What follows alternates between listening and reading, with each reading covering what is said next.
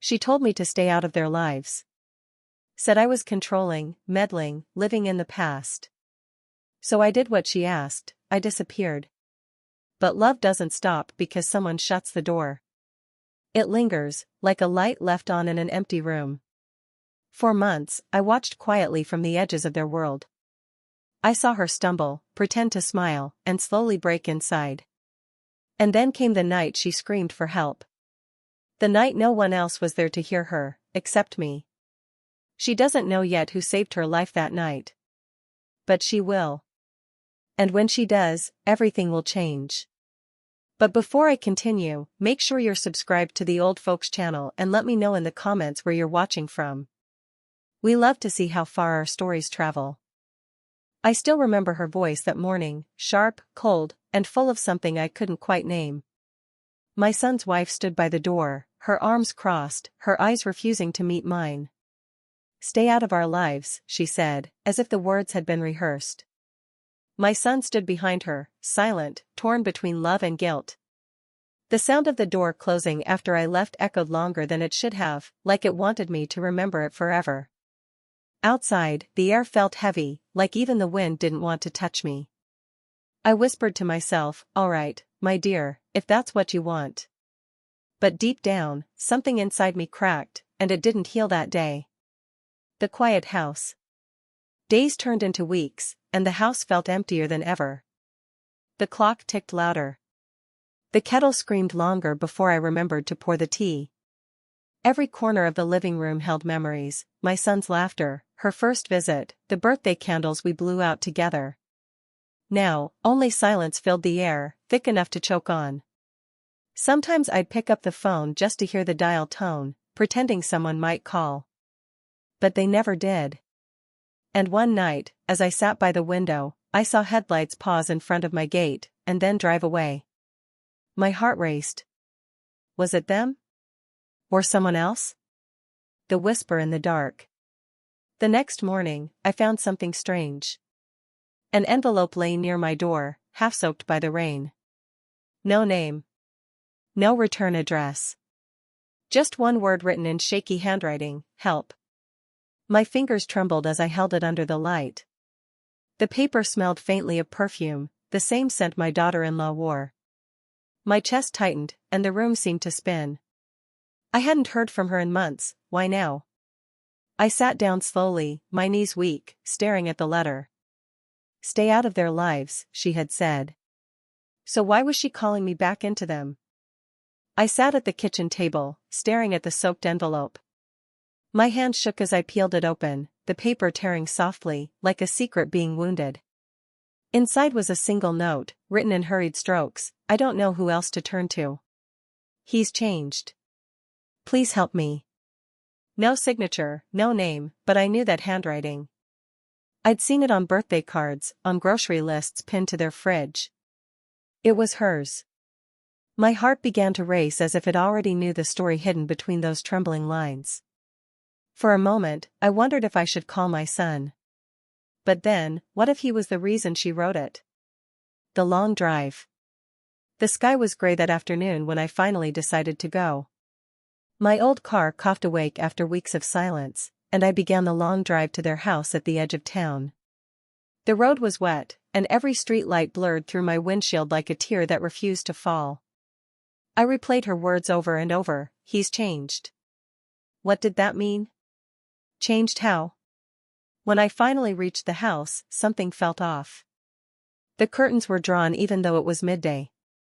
The garden, once full of flowers she loved, looked neglected and overgrown.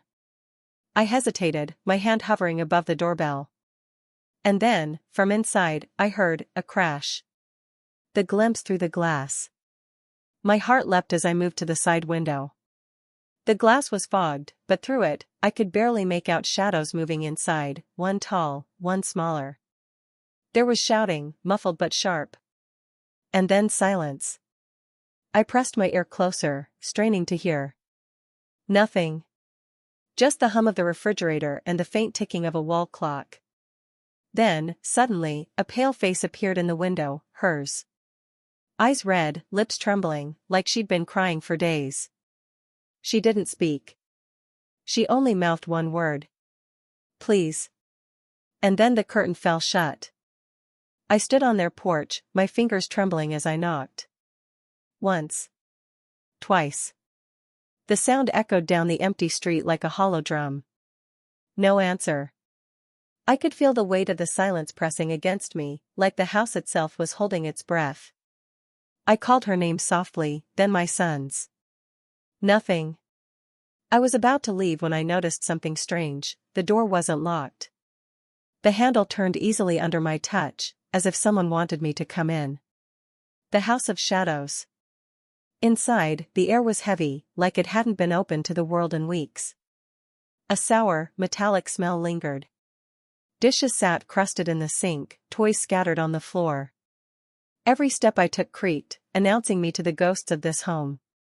And then I saw it, a picture framed face down on the coffee table. When I picked it up, the glass was cracked across the photo of my son and his wife, their smiles divided by the fracture. I whispered her name again, still no response. But upstairs, I heard a floorboard creak. The whisper upstairs. I climbed slowly, one step at a time, my knees weak but my fear sharper than ever. A door stood ajar at the top, light spilling from inside. I could hear a faint voice, her voice, whispering to someone.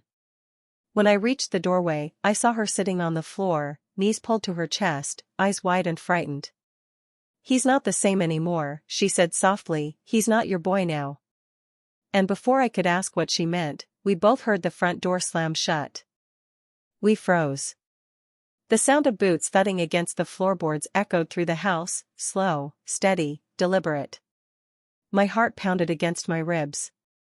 Her eyes darted to me, filled with panic. He doesn't know I wrote to you, she whispered. Please, don't let him see the letter. I shoved the note deep into my pocket just as his shadow appeared at the bottom of the stairs. His eyes. When he looked up, I barely recognized him. My son, the boy I'd raised with laughter and bedtime stories, now had eyes like cold stone. Mother, he said flatly, you shouldn't be here. The way he said it, it wasn't anger, it was control. A warning. I was just checking in, I said, forcing a smile. You didn't answer my calls. He stared for a long time before replying, we're fine. You should go. But his wife's trembling hand said otherwise. The lie. I lied and said I'd forgotten something in my car just a step away, but I didn't leave. I waited by the window, watching. I saw her flinch when he reached for her arm, his voice low and sharp. My chest tightened. I wanted to storm in, to shout, but fear held me.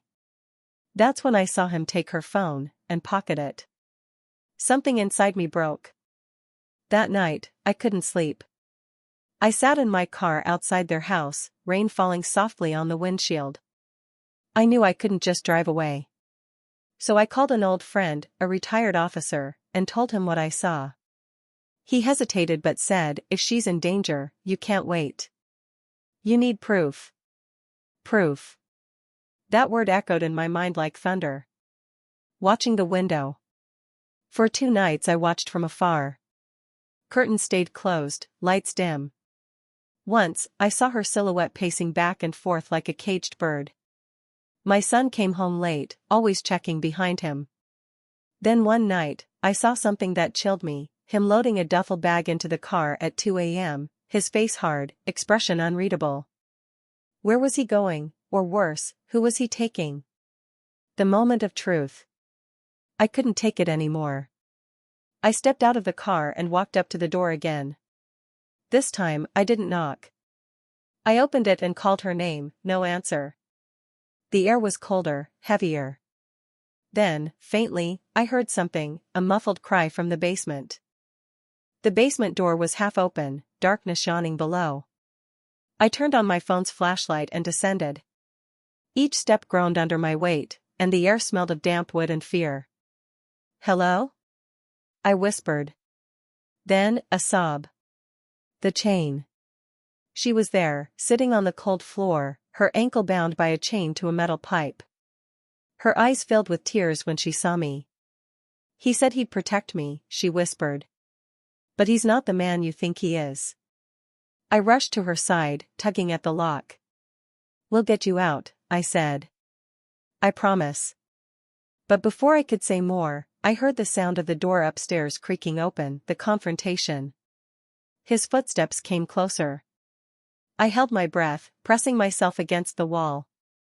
He stopped at the bottom of the stairs, flashlight in hand. I told you to stay out of our lives, he said coldly. The light hit my face, and for the first time, he looked almost scared. Mom, he whispered, you don't understand what she did. His voice cracked. She was planning to leave me. She took money from our account. Lied to me. He looked at her like a stranger. I just wanted her to stay. But she shook her head, sobbing. I took it to escape. You weren't the same anymore. You were hurting me. The truth twisted in the air between us, raw and bleeding. The plea.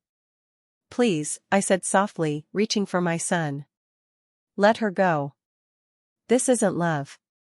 He stared at me, and for a moment, I saw my boy again. The boy who used to bring me flowers from the yard. His eyes softened, then hardened again. You left me once, he said. You don't get to judge me. Tears burned my eyes. I left to protect you. From your father's anger. And now I see, you became him. The fall. He froze, his lips trembling. No, I'm not like him, he said, stepping back.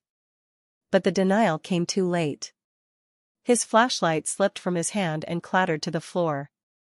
The sound broke something inside him. He turned, walked up the stairs, and locked the door. I searched the basement in desperation until I found a small box on a shelf. Inside, a key. My hand shook as I unlocked her chain. We need to go, now, I whispered. She nodded, tears streaking her face. We crept upstairs, the house silent except for the ticking clock. The open door. To our shock, the front door was open. The night air rushed in like freedom. But something felt wrong, too easy. Then I saw it, his car was still in the driveway. He hadn't left. He was waiting. The race.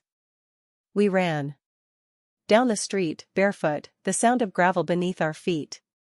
Behind us, the door slammed open, his voice shouting her name. I didn't look back. Not once. I just ran until I saw headlights approaching. My friend's car. He'd come. And in that moment, I knew, we were going to live. Police lights painted the house red and blue. My son stood on the porch, hands raised, tears cutting through the dirt on his face. I didn't mean to hurt her, he said softly as they took him away. I wanted to believe him. But belief doesn't erase damage. The letter. Days later, she handed me another letter. It was one she'd written long ago, but never sent. In it, she thanked me for the kindness I showed her when they first met, saying I was the mother she wished she had. I cried over that letter for hours. Because in the end, she became the daughter I couldn't save, and he became the man I couldn't recognize. The wait. Reporters came and went. Neighbors whispered. I said little. At night, I sat by the window, wondering when love had turned into control, and care into fear. Maybe I should have seen it sooner. Maybe I could have stopped it. But deep down, I knew, some monsters are made in silence. Months later, she visited me. Her eyes looked brighter, her voice steadier. She said she was moving away, starting over. I hugged her tightly and whispered, "You deserve peace." She nodded, then placed something in my hand, the photo frame from that house, now mended.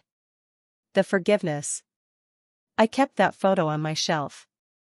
Not as a memory of pain, but as a reminder that love without respect is just a cage. Sometimes, forgiveness isn't about setting them free, it's about freeing yourself. The final reflection. Now, when I sit by my window, I think of that night, the rain, the fear, the letter that started it all. She told me once that I saved her life. But the truth is, she saved mine too. She reminded me that even after heartbreak and loss, love can still protect, still heal. And though my son's path broke my heart, it also showed me how strong a mother's love can be, even when it hurts. Sometimes the hardest thing in this world is to love someone from afar. To let them walk away, and still pray for their safety.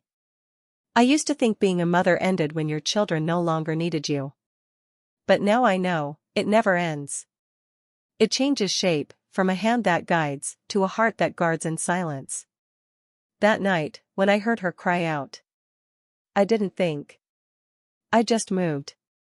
Because love doesn't need permission to act, it only needs a heartbeat. And when she looked at me, tears in her eyes, I saw not my enemy, but the woman my son loved. Forgiveness doesn't erase pain, it transforms it. And in that transformation, we both found our peace.